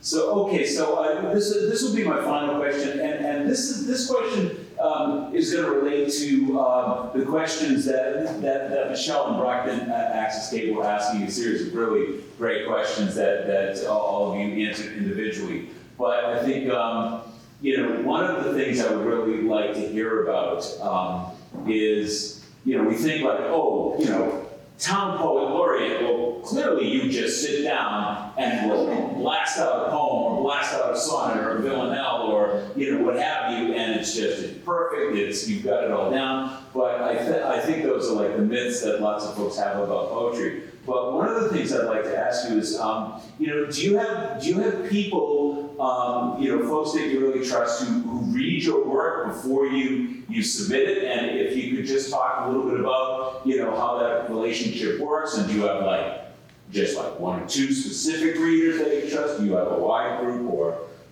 So who do you, Phil, we'll start with you. Yeah, I mean, for me it was Professor at Bridgewater State, James Moore. Oh yeah. Yeah, and I would send my work to, Jim Moore, and we had that connection. Yeah. And he rewrote some of my lines. Always, this is my thought. If you like it, use it. Right. And yeah, most of my poems are edited by Jim Moore. Right. Yeah. Great. I like that. I would say, because when I started writing in English, I was here. That was new to me. I started writing poetry in Haitian Creole. I didn't write much in French when I was in Haiti. That was the choice. But when I came here, of course, English was not my language. I had a community of friends, American colleagues and friends, and I call them my editors. Yeah.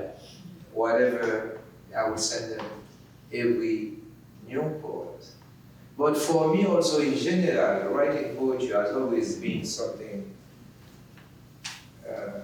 to share. Yeah. I write a poem, I still have friends in different places I'll send it to. Yeah. You know, in Haiti, in Spain. That for me, that's the first thing for a poem. It's a celebration. Right. It's sharing. Right. Before a book, I never cared before about having a book. The first time I had to publish a book, I was invited to a school in Maine, so to do a lecture and workshop. And then they wanted information about my book, so I said, I don't know, a book. And then for the purpose, I had to compile 80 poems to send to them to make a book, and I went to that school. So that was the beginning. Yeah. In the beginning, I never cared about writing a book, I was just writing. Right. Right.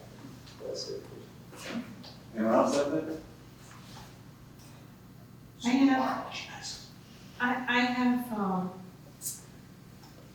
there was a woman who was a year behind me in high school in Baltimore who became an English teacher at the school, and she's recently retired and started publishing some of her poetry. I never knew that she was a poet, but she certainly, because she taught English all those years. And she and I do a 2-person Zoom, where we do it, you know, we each show up with once a month with 3 poems, and she is so rigorous.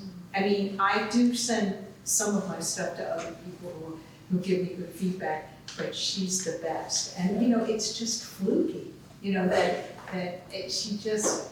it's great. And I wish that I had discovered that she had this talent and that she had probably didn't have time to do this when she was teaching. Yeah. But that has been really great. I did a workshop a couple of summers ago with Marge Piercy, and all the people in the workshop decided that they were going to, this with Marge's insistence that we do this, but this almost never happens. And that group meets once a month. Most of the people that were in that group, there are probably about 7 of us now. Yeah. And we do a round table, and it's a lot of people and it goes for 2.5 hours sometimes, so we get through everything. So that has also been useful. So there's a good use of Zoom too. Some of them are in California, British Columbia, and so on. But I think it's, you know, when I get to the point where I have a whole manuscript, there's an Irish poet who was kind enough to rigorously go through everything, and also gives it to me straight. Like, this poem does not belong here at all in this collection. So I think getting feedback for me is something that I constantly need. Right. I really wrote in isolation before I moved to Boston. And then I became a member of the Writers' Room of Boston. And from that group, we had a group of people who had a critique group. And now we're a very small group, but I really depend on them to, well, I don't even think of myself as a poet. Let's just tell the truth here. I'm a writer, but Jenny Barber is in my group. And, you know, like I feel like I've written maybe 4 or 5 poems that I would really consider poems. I've got a pretty high bar. But these people in that group, like rigorous, let's call it rigorous, but my page will be like bloody with 3 lines left, you know, when they're done. But they're for me. You know, these are for me, and that's what you have to have in as a writer. And you know, it's like not a huge reward for being a poet in this world. I am expecting my laureate. I do want the big. I'm expecting that. But there are some. I feel like the poetry community in the Boston area is very generous, very good place to be, and so I feel really grateful. I agree with that, Steve. A project that I started as laureate became this sort of community, and actually it dovetails on what you said about using social media or modern things. It's over red letters. So it was intended to be in a one-time mailing of a single poem, using a few Arlington poets to random households, thinking even if you didn't like poetry, you could open up a hand-addressed envelope and find the poem. But then the lockdown happens, we couldn't do this. And after 1 week of this crazy isolation, I realized we needed these moments where you felt calm and centered. If you remember, we were going crazy for this, so the red letter became virtual, it went out on emails, it was posted on 7 different sites. But what was so interesting is it was intended to give readers like a moment of solace, but now it's also become a community of poets because there's a little commentary that I write about each poem. Yes. So in a sense, I'm modeling what it's like to really think about or read one person's poem. And then people write in, the readers write in with their comments. And I share them with the poets. And then the poets spread this word to other poets. And somebody says, I like that poem here, can I send you some words? So it was the idea that both writers and readers, anybody who was needing a moment of being calm and conscious, could use poetry as that place, and that our electronic community turned out to be very powerful. I like that. I love that very much. And Stephen is still doing that. Still doing it every Friday. Yes. Maybe at the laureate, the red letter. Somebody, I was going to stop, and they said, no. Yeah. So absolutely. Would anyone else like to chime in about this? Special readers. My friend Nick LeBlanc, writer from New Bedford as well. We actually went to high school together, but didn't run in the same crowd, didn't know each other until we met at a writers' conference in downtown New Bedford. He is the founder of Domesticated Primate that publishes our anthologies. See me after if you want to publish with us. But he's like a science fiction writer. That's what I would consider him. He's a science fiction guy. But he also dabbles in poetry. And so his brain and my brain are two very different organisms. And when I give him my poem, he finds things in my poem that I don't see. And it baffles me every time, and it astounds me every time. And so I'm able to further develop my poem because of something that he found in it. And he's like, actually, you can cut this whole top part, get rid of it. This right here, develop this more, that's your poem. And he's right 99% of the time. Sometimes I get a little too attached to some of the stanzas, and I keep them. And he doesn't disagree with me, but 99% of the time he's right that I can cut off half of the poem and half of something. And he's my favorite reader. Yeah, it's just so valuable to have a reader like that. Just be supportive, but be honest with you, and you look at their edits and you're like, yeah, you're right. You're right. It's a much better poem. Okay, so I think what we will do here, I'm going to step out of the way, thank you, I'm sure, and if anyone has any questions they would like to ask to round out here, if anyone in the audience. Ed, sir, please. How much time do you devote to editing your own work, and how do you do that? How do you choose what the right way to edit is, or what to cut out yourself without another person? How are your revisions do you typically do? Yeah. I spend most of my time editing. And I edit with my ear. So mostly what I do is I edit aloud. That's why I did not answer any of your community questions, because mostly I am one of those solo genius type of writers. I never doubted it. I just hate sharing my stuff until it's ready, and I basically recite my work aloud, and mostly that's what I'm doing. I'm mostly reciting the work out loud and then making changes based on how things sound. And then when I get to the point where I can no longer edit, or I can no longer look at a piece, I relinquish control by just sending it out and just getting it off my desk. So that's mostly my process, and I would say it can, editing a piece can be anywhere from 30 minutes to 40 minutes to 7 years. It just really depends on what I'm working on. So, it's a long process, but I usually start my writing process with editing. I edit first, and then work on new stuff after. I think you were going to ask the question, when do you know when a poem is finished? Never. And that's constantly editing. Poem is never, it's always a work, when you say a poem, it's a work in progress. Always. And, that's true. You're always editing, it's never finished. You can write a poem and 5 years later go to it and rewrite the whole thing. Absolutely true. Anyone else like to take on Ed's question, or? Yeah, I mean, I agree. The initial writing of a poem takes as long to write as it does to read. It usually happens very quickly, and then I tend to put things away for a long, for years, really. And sometimes I can't bear to look at it, and when I do, I'm disgusted with myself. And then, eventually I come around to it, or not. But yeah, I generally write a lot, and most of it never goes anywhere or sees the light of day. But even when I feel like something is done, I generally put it away for a year or more before I send it out, and feel confident that it's actually what I mean to say. Okay.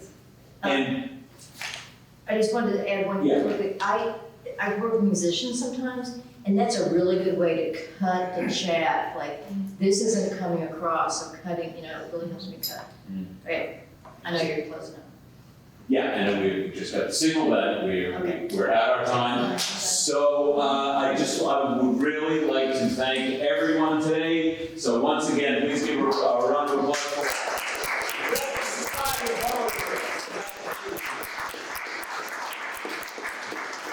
to the audience, thank you all for coming out today. Thank you to Brockton Access Cable, Massasoit students, by the way. And thank you.